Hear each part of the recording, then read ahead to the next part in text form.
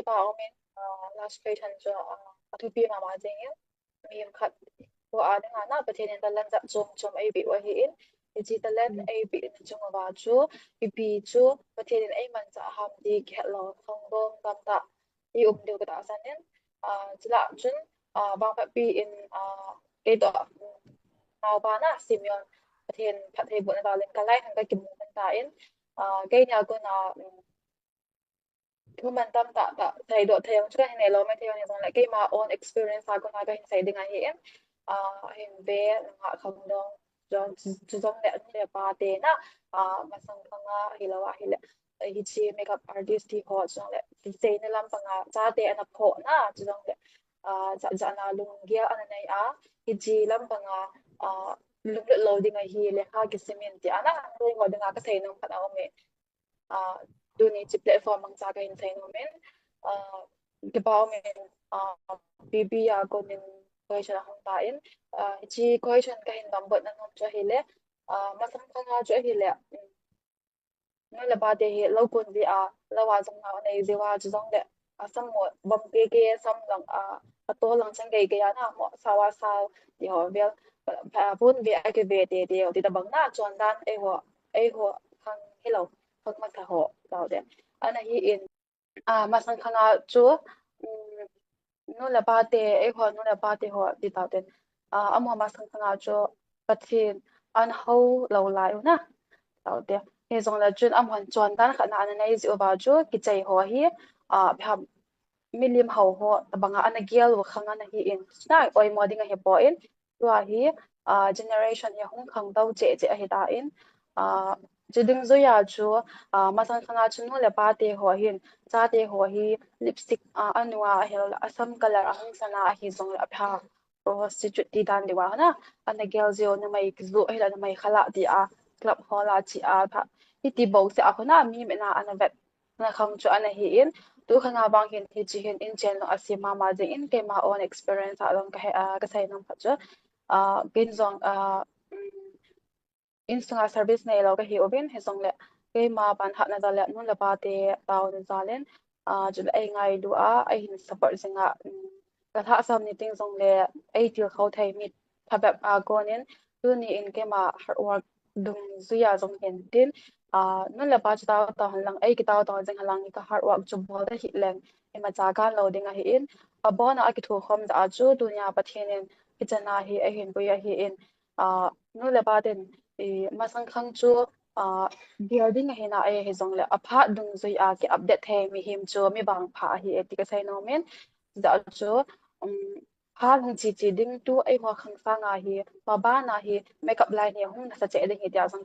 kam mun la hi in lai ke ho in le ani khana ka chi do ba hi le wedding makeup ha ko like 6000 starting nga ka mu hi le like atam pena kala he sang som ni kala kang po pia ka china japan cha kala kha hin wan de ya ga thai dinga chu jingka khana sang som emo thya hi le chu na pam private teacher ha chu 7000 8000 asan jong om cho ni se a daily work hin lai na e e ke pa cha in jong ni ting jong le kon min e professional line hi da e hin ngai cha ting la chun email so hina ila ilung thi mi ke pa azi amale e song mo ding da jong chu hin din jong la a hi la wa hi jong la i than up na a hi da chu idam mo sa jong chu ki bol up thai na lai na da chu talent ho hi pathen mi him hi amo bi a hi po in ikke ba na thai dio chu e hot ikke hol do dio ti na a hi in chu mi tam ta in jobless le kha sang ta semana mi tam ta dong au min zong le gin chat lawa le kha an thim lo kha dong chu talent khat carpentry lang ke boy na makeup artist lang ke boy le tham ta salon ta chum salon adang ta chum ma hi in makeup artist men beautician line o men hairstylist o men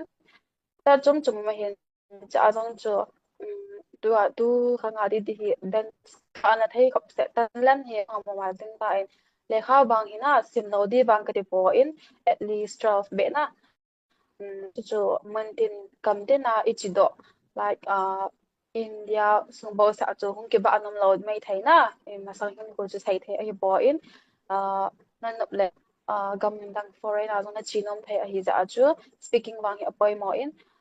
chi het na dinga chu like class 12 chan be chuna pass ko te ding ka timin ka customer ho a hi in song la makeup class a student ho ko ma zong ka sai ji in ke ma ta in zong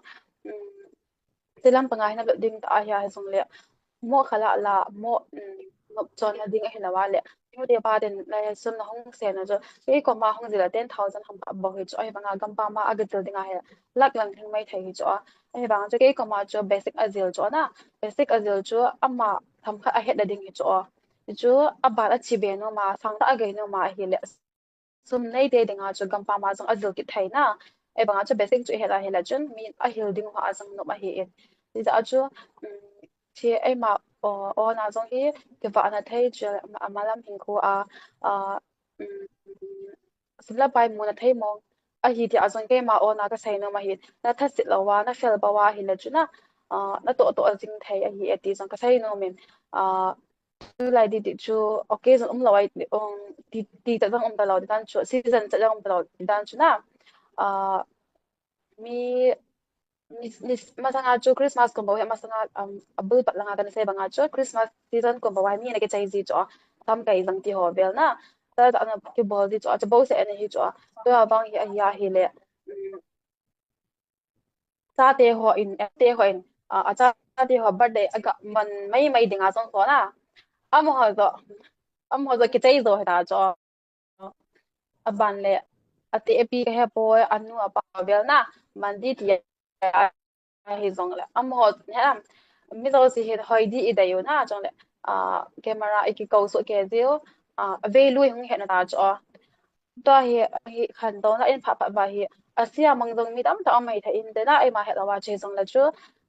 i hoi sa mana chu ga zol de de din la pa de na i ka bui te de din na he la wa hi e ma ngai dan khana chna zong he